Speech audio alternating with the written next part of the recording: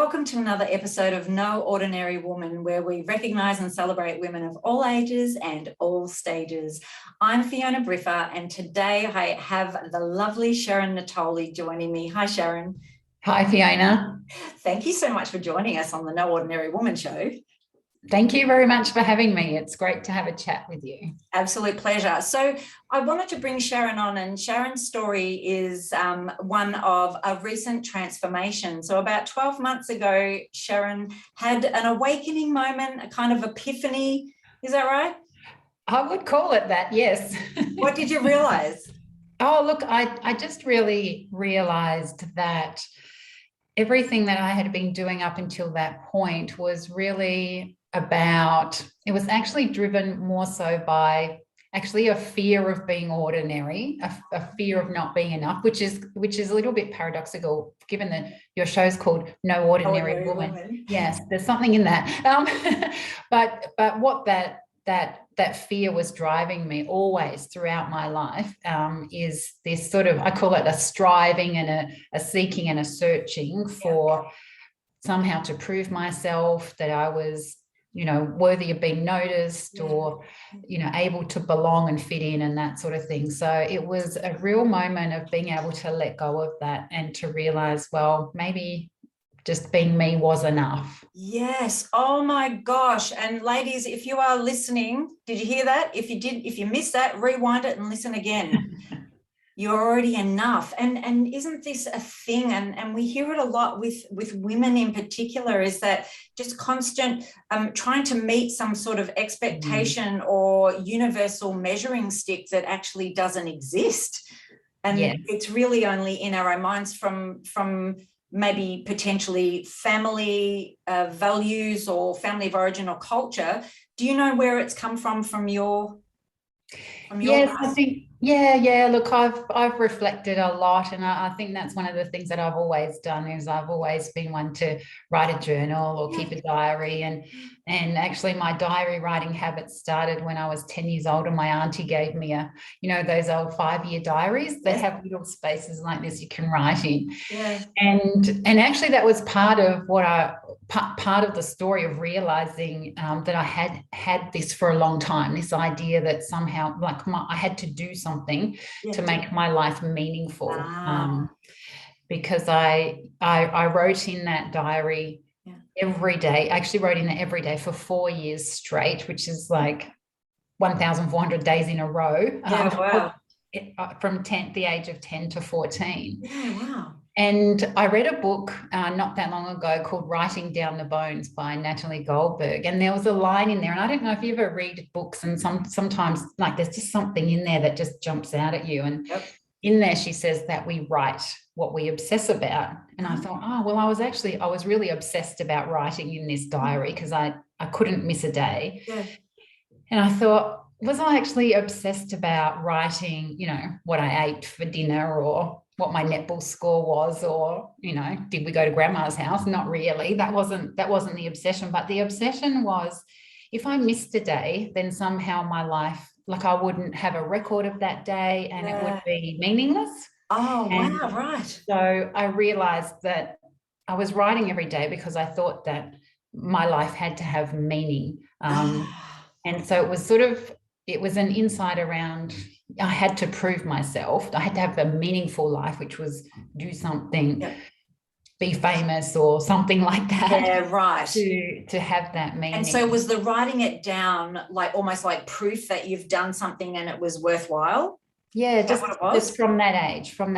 But, I was brought up at a time, and I don't think it's unusual, but the idea that, if you don't have anything nice to say, don't say anything at all, or girls do this and not that, and ladies act like this and all that sort of thing. And my mum was a teacher, and my grandfather was a deputy headmaster. And so, rules to help kind of manage kids' behaviour was normal. It was how we were brought up. Yeah.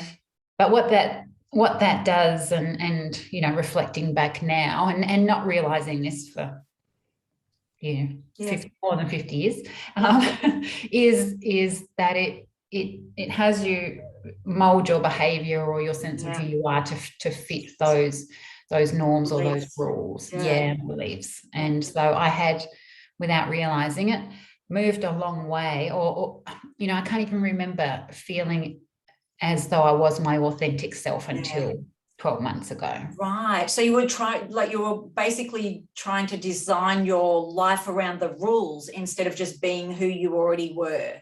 Yes. Trying to fit yourself into the mold and not realizing you're already enough just as you are.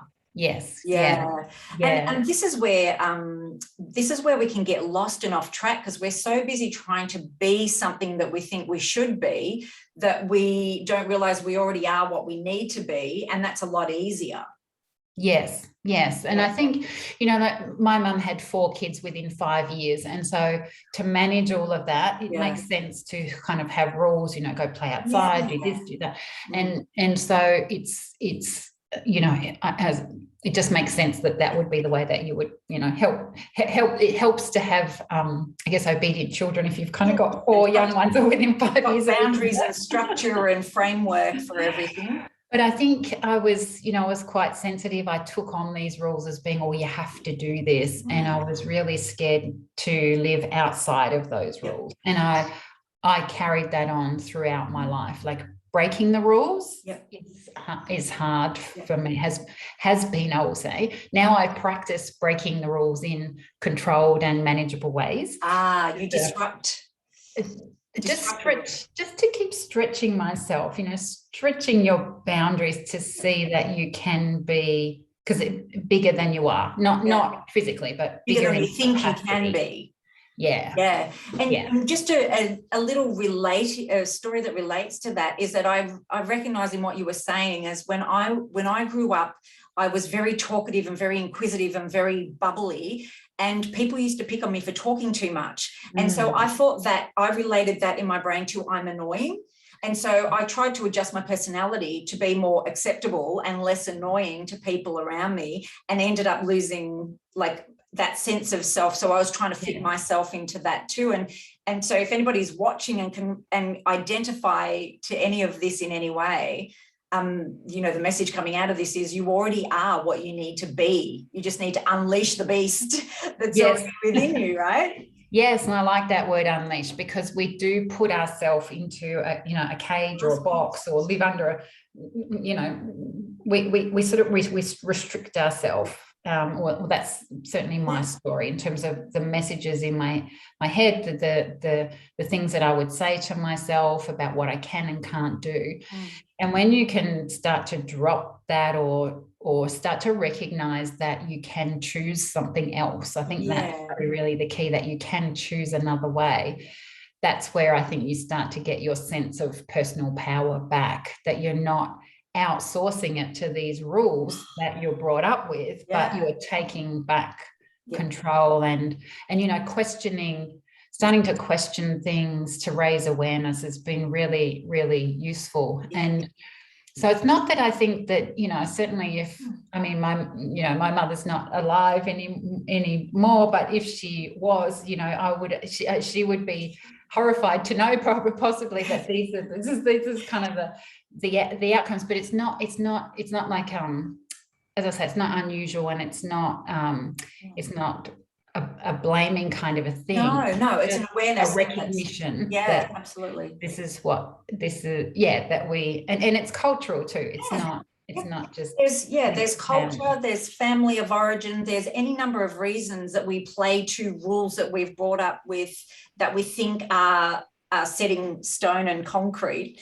And you start to play, and I've been learning a lot about this with positive psychology, is learning about the labels that we put on things, and we tend to live to and play to the rules of those labels. And when, like you said, I think that's a really great way of putting it, is to learn to question those labels, to go, does that actually serve me and my life, or was that just something that I've been taught and I've grown up thinking is like gospel, when it actually doesn't serve me at all?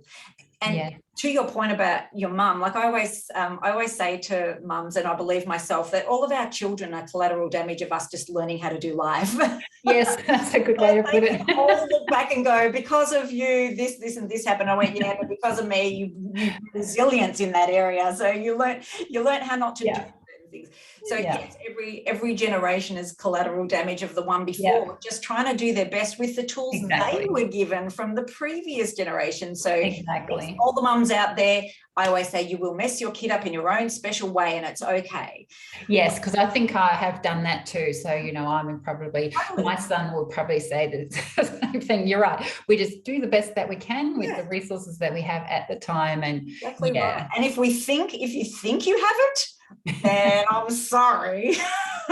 You have, because you're a human being trying to work out how to do life and raise a small person at the same time. So I think that's a really beautiful, empowering way to look at it in everything that you've just said. I can't wait to rewind and watch that back again so I can write it down. So you realize, and you've come to these epiphanies, and you've realized that you are already enough, which I think is something that goes on for a lot of women, is that we're trying to become something that in fact we already are, and learning how to not please and live our lives to please those people around us. But if we live our life to please ourselves and be who we are, then naturally we will be better for everybody around us. Is that what you found? Yes. Yeah. One of my key insights too has been discovering that there is a voice of self-compassion. I didn't know that there was one until recently either. And that fits into exactly what you're saying. I think for me, that's striving and searching, seeking, always being busy, outsourcing my self-worth to my to-do list. Like I noticed that, well, I write down all these things I'm going to do in a day. And then if I don't get them all done, somehow, I'm a bad person, or I'm not worthy of what have you, my self-worth feels lower. And recognizing those things and going, oh, actually, whatever you get done in a day is fine. Just waking up and being alive is, all you really need to do. And so discovering that self-compassion, like you are okay, you are enough. And that line, that orientation about, we're doing the best that we can, that all fits into that. And it's just a much better way to be, and it's much more freeing to talk to yourself like that than beating yourself up and telling yourself, well, you didn't do this or you didn't do that. And so that's been a big thing as well.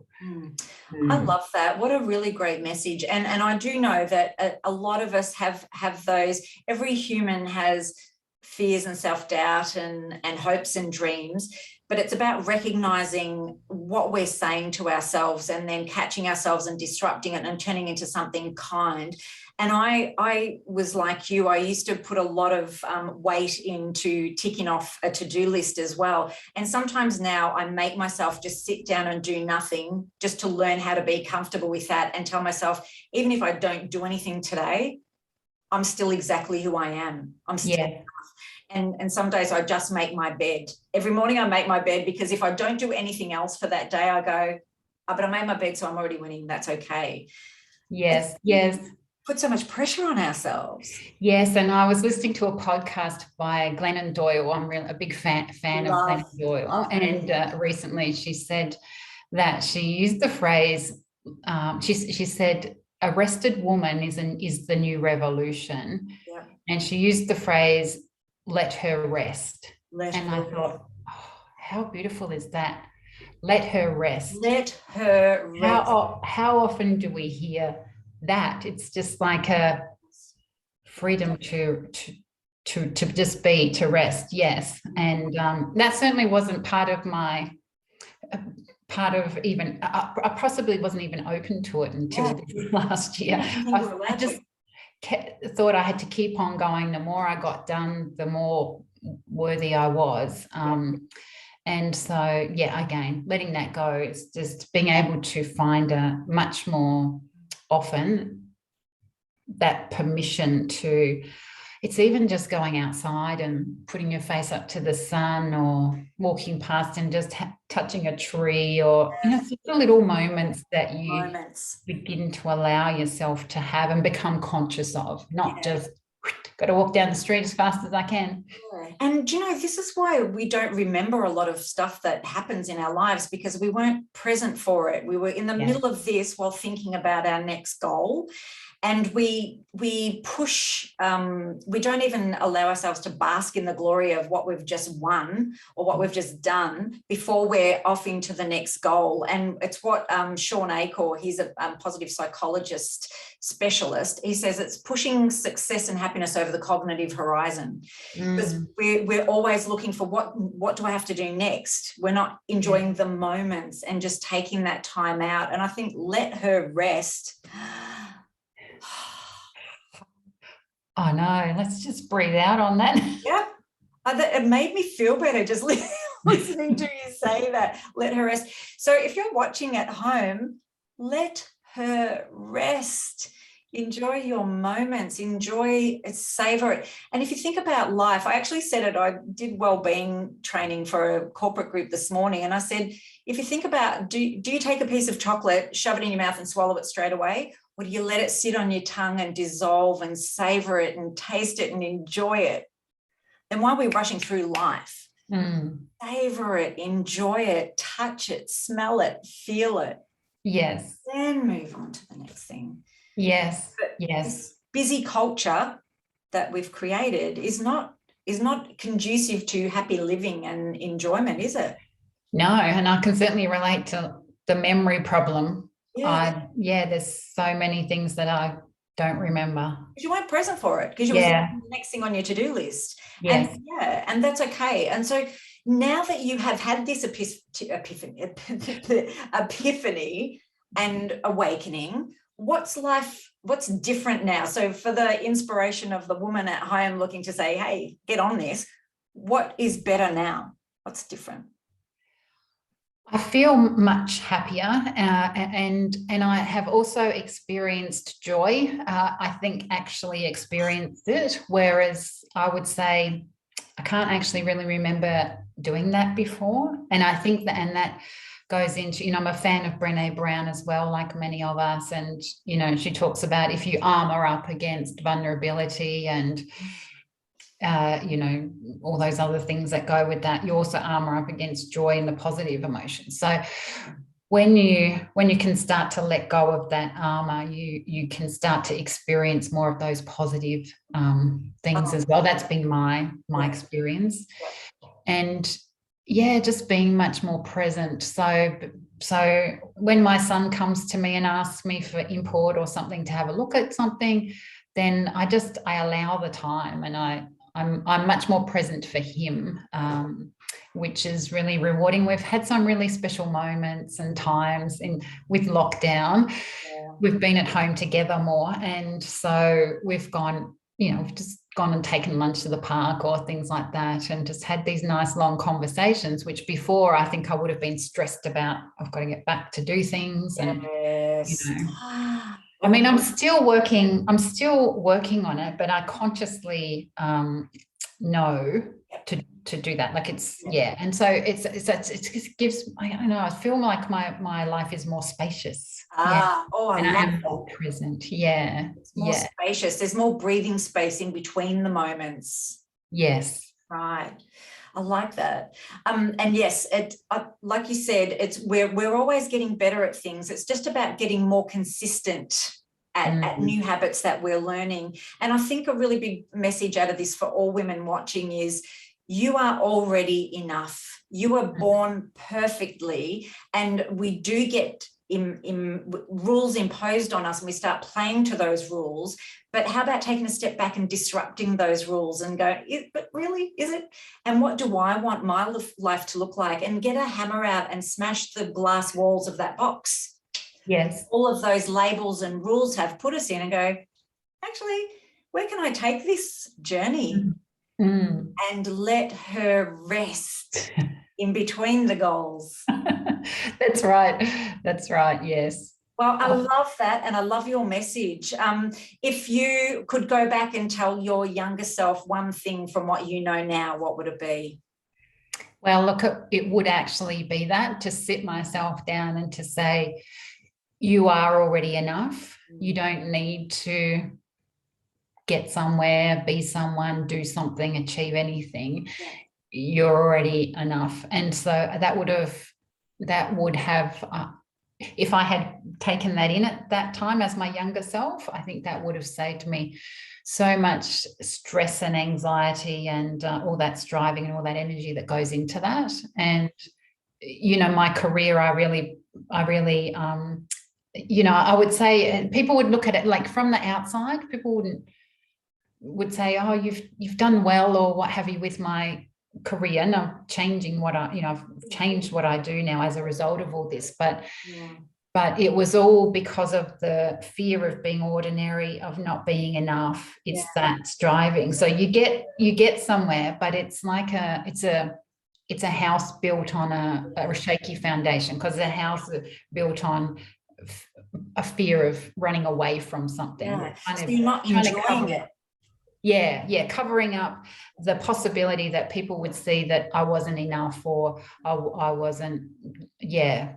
So you're living a task, you're not living a life. Yeah. And Sharon Natoli, let me just remind you, you are no ordinary woman. Yes, thank you. And it's really quite ironic, the title of this, because I actually, you know, I didn't realize that fear of being ordinary was such a big driver until I came across it in Carol Dweck's mindset book. Right, yes. She talks about fear of being ordinary as being part of a fixed mindset, because it creates that sort of striving. And and then I looked into it and I found, oh gosh, it's actually a thing, you know. Yeah. And I think like final words is that we can also be taught not to big note ourselves, not to be too big, just to dial ourselves back. No, ladies, stand in your power, bask in your glory. I mean, of course, there's a fine line between that and narcissism, and you know, it can go too fast. But really just own who you are, own the fact that you are already no ordinary woman, own the fact that there is nothing lacks in you. You already have everything that you need to live a happy life and be successful, whatever success looks like to you. And you are already enough before you even get out of bed in the morning. You are enough. Yes, and that's a good point. Excuse me, I had the you're not enough, and it sounds like perhaps you had the you're too much. Yes. You know, I think we get either like, oh, you're too talkative and you're too much, or maybe you're not enough. And it's like, I know. You know what? Just unleash the beast. Unleash the woman inside you. Unleash every single bit of it, and be unapologetically you. And if people don't like it, that's their too bad. Someone will love it, and just don't hold back for anybody. But also, I think, remembering, let her rest. Just allow everything you already are to be precious. Enjoy the moments. And those are those beautiful little things that I've taken away from this chat. And I just thank you so much. It's just been such a lovely chat with you. Thank you, Fiona. And I've really enjoyed it. Yep, thank you. And I will leave in the description to this video, I'll leave links to Sharon's website and social pages. If you'd like to get to know Sharon a little bit more, you can get in touch with her and follow her and find out more of her beautiful journey. But that's all from me and Sharon for today. Thank you, Sharon. Thanks, Fiona. And thank you for watching another episode of No Ordinary Woman, and we'll see you next time. Bye for now. Bye.